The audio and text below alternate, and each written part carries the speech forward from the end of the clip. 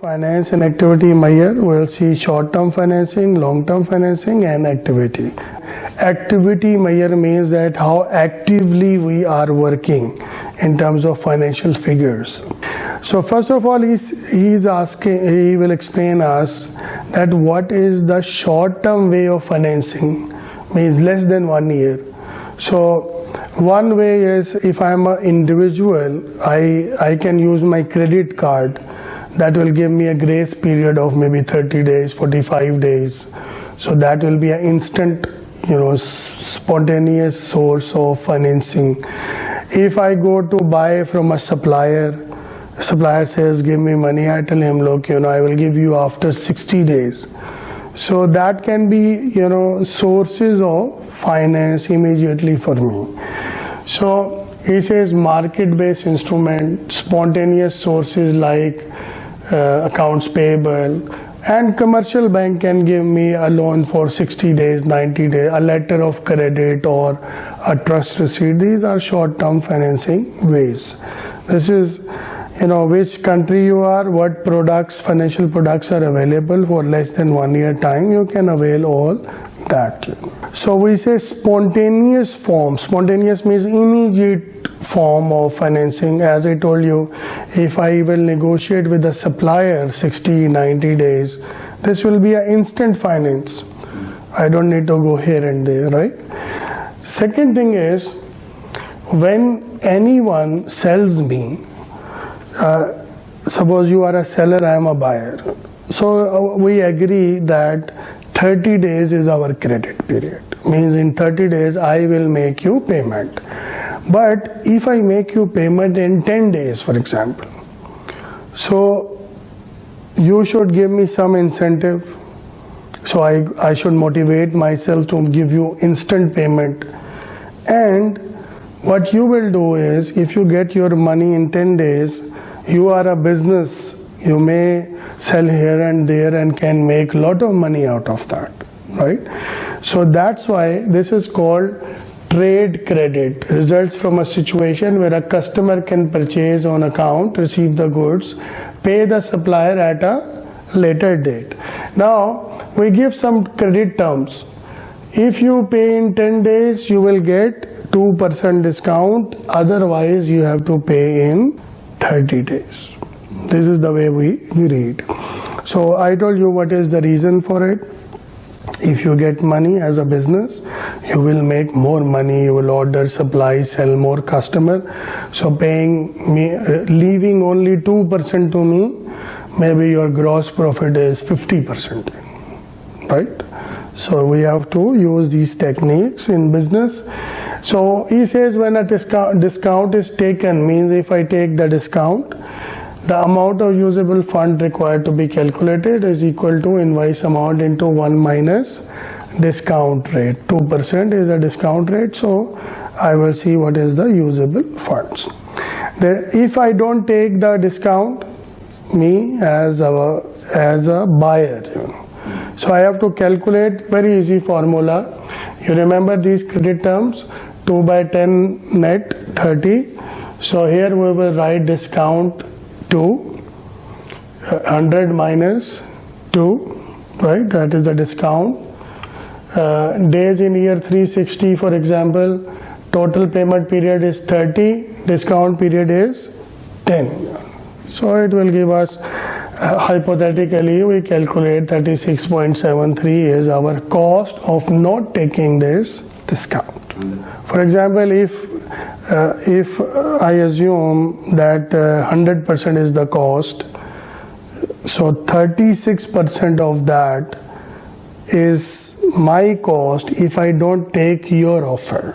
For example, he says 2% to 90 days, this is you get 30, let me read it for you. He says the firm choose to finance 160 for 30 days rather than 156,800, that is this for 10 days. In fact, the cost is 3,200, which is this minus this to finance the last 20 days. Only companies in dire case situation would incur a 36.73 cost of funds. So as a concept, you calculate that if I don't take this 2% and I don't utilize 20 days, so should I take 2% discount? If I take yes, so okay, I save the money, I know 2% on an X amount, 2% I saved. But if I don't take this discount of 2%, what is the opportunity cost of it? Right? So this formula will give us the opportunity cost of that.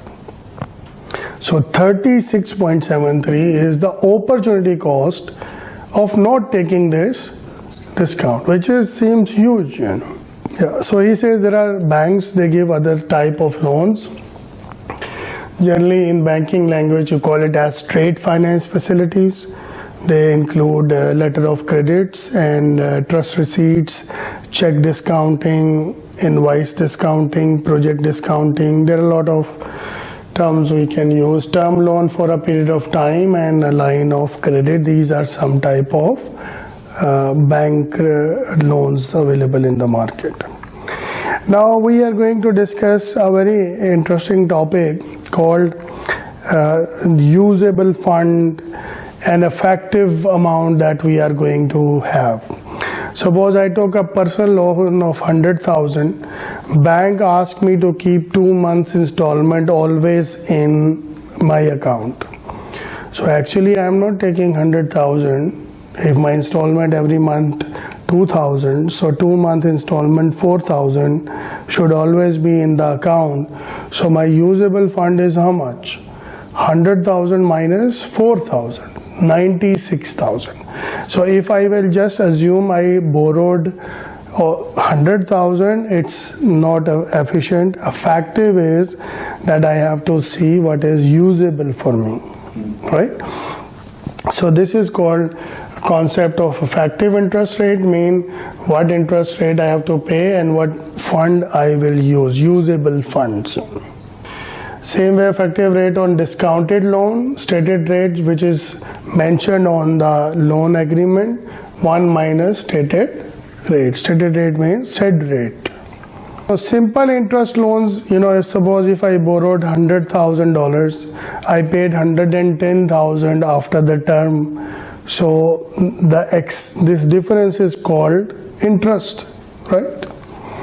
So this was say interest expense is the loan amount into stated rate.